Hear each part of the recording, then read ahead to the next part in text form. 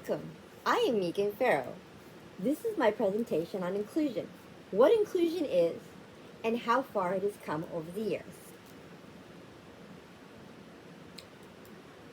I have learned that inclusion is not just about people who are disabled. Inclusion has to do with diversity, gender equality, cultural differences, sexual orientation. Inclusion has to do with all of these things and many more.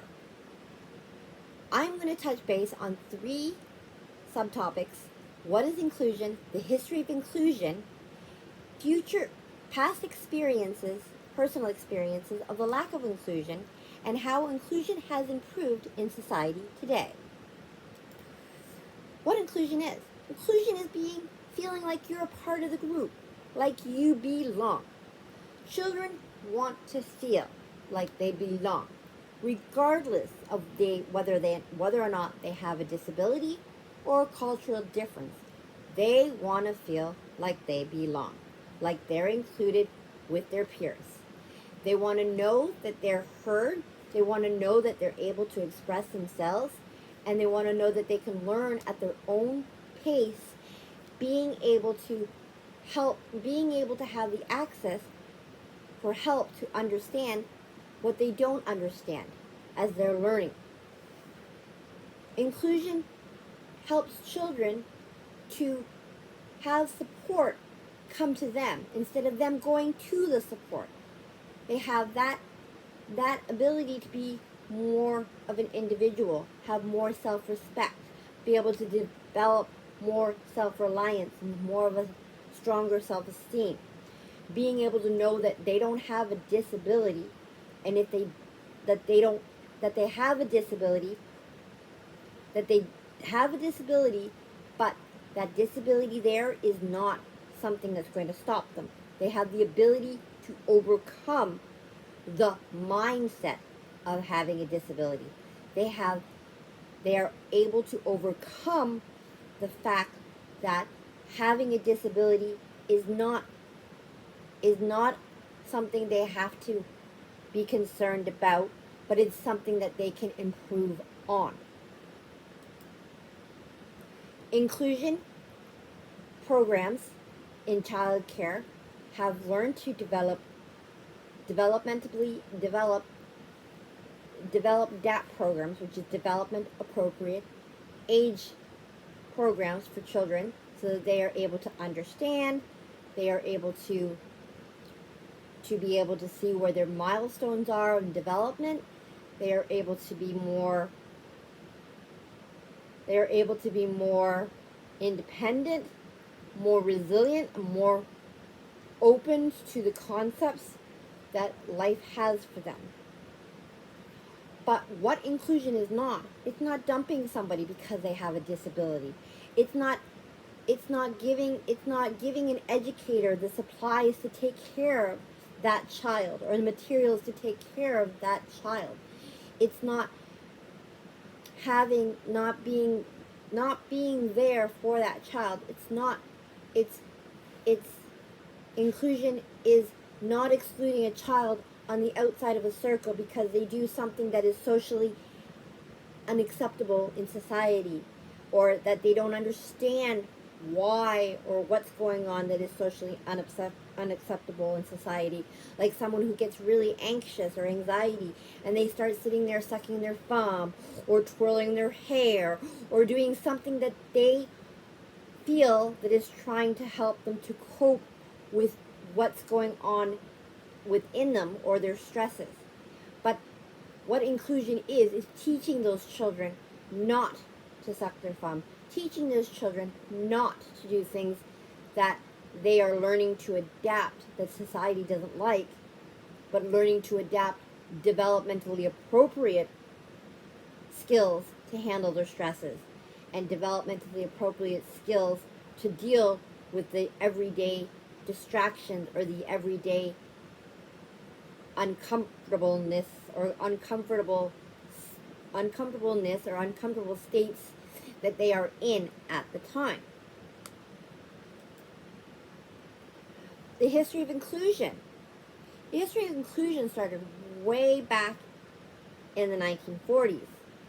World War One, World War Two, when people were having disabled children, or even within the war, they were bringing immigrants from different countries and slaves and bringing them into Canada, and people didn't understand that, and they didn't understand disabilities, and they didn't understand children who were born with disabilities, that the parents thought they did something wrong, and the doctors would say to them, your child's not going to amount to anything if you keep this child. You either get rid of this child, or you put this child in a daycare in an orphanage where this child can be raised with other children that are like them.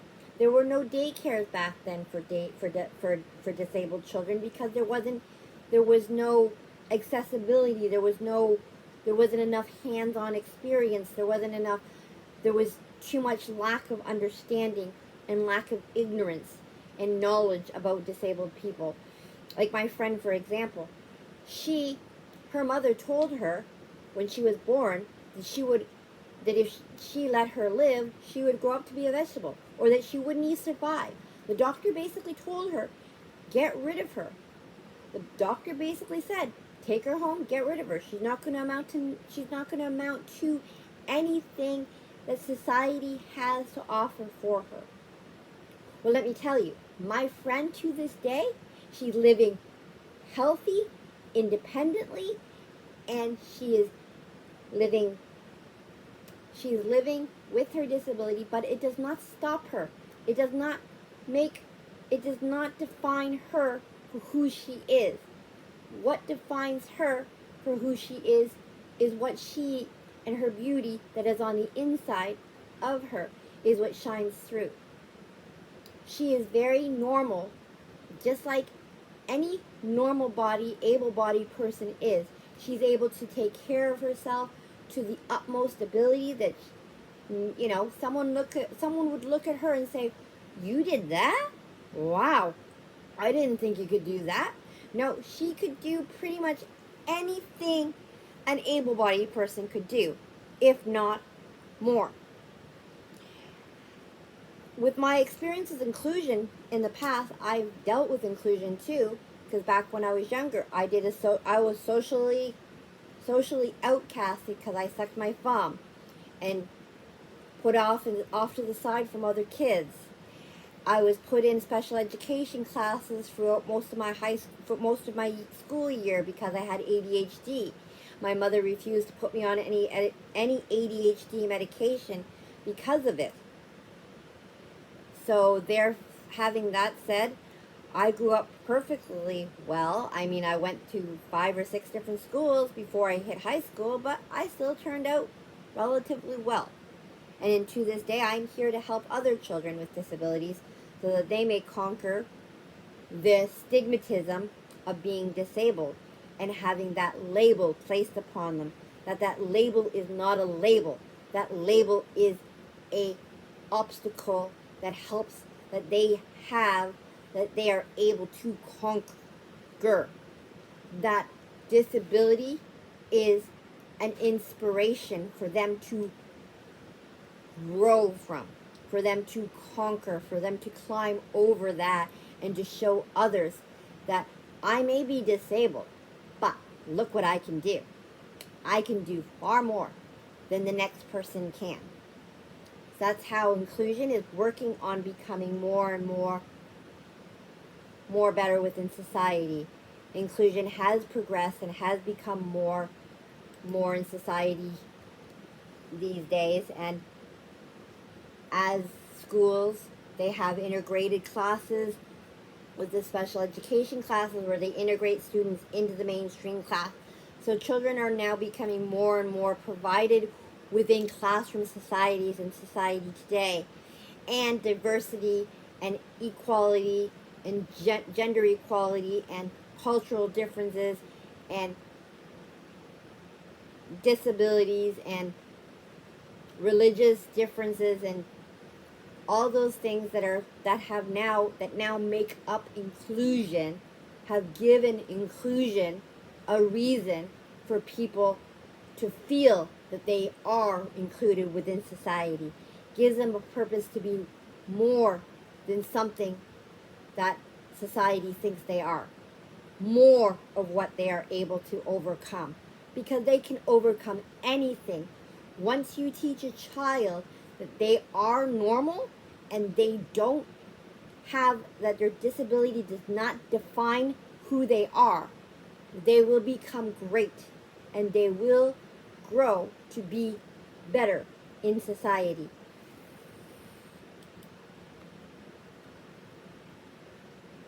And as it's learning more, there are lots of other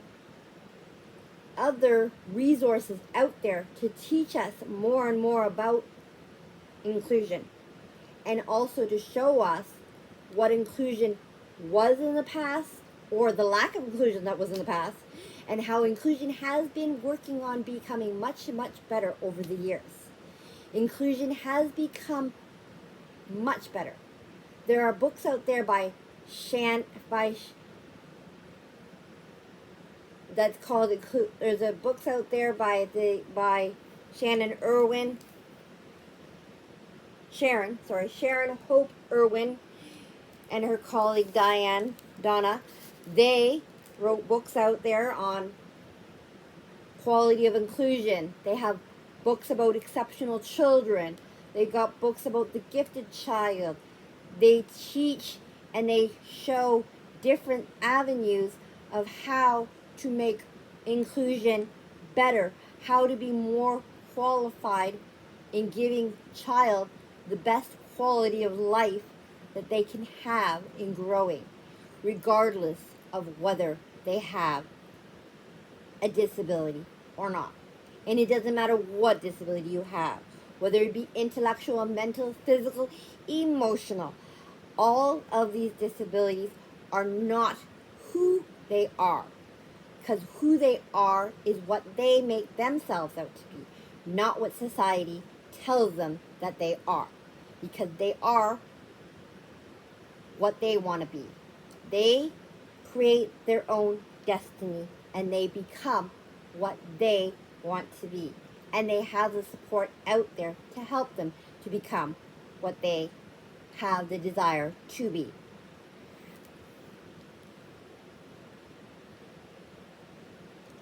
How inclusion can be much, much more better in our society too is that we continue to do observation. We continue to target different behaviors, different developmental domains, or different stumbling blocks that certain children have, and how we can work on those stumbling blocks to improve their growth and to improve our practices and to be able to learn more with the Quality of Inclusion Testing Guide, because that's the book that I have referenced is the Quality of Inclusion, and how they show about how you can test a child's progress and how you can test where the child was and how far that child has come.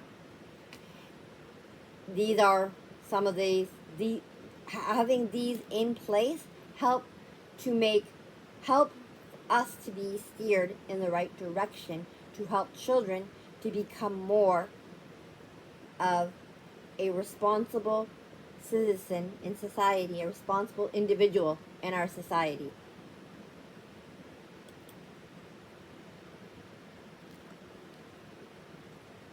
And I've quoted here that every child is a different kind of flower, and all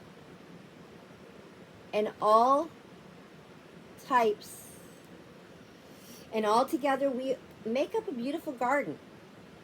Everyone is a beautiful flower in their own way, because they're beautiful from the inside out and not from the outside in. What is on the outside is superficial. What is on the inside is what counts the most. And when you can shine what's on the inside out, you yourself can feel more included within the people around you.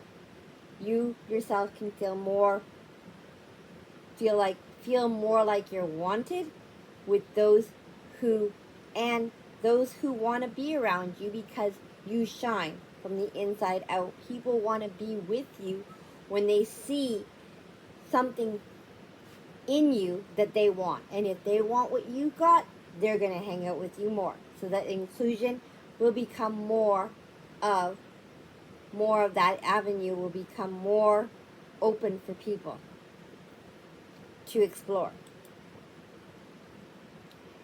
Thank you so much for being a part of this presentation. I hope you've learned a lot about inclusion, where it came from, what it is, and I hope you enjoyed my little tangents of stories, or my little stories and my explanations and my inspiration that I have when it comes to inclusion. And I like you to be able to, if you want, to feel free to research more about inclusion. I left some references in the reference page. I left the name of the book that I quoted, or that I talked about. And if you, referencing, if you feel like researching more, whatever sparks your fancy, by all means, go for it. Thank you so much and have a wonderful day.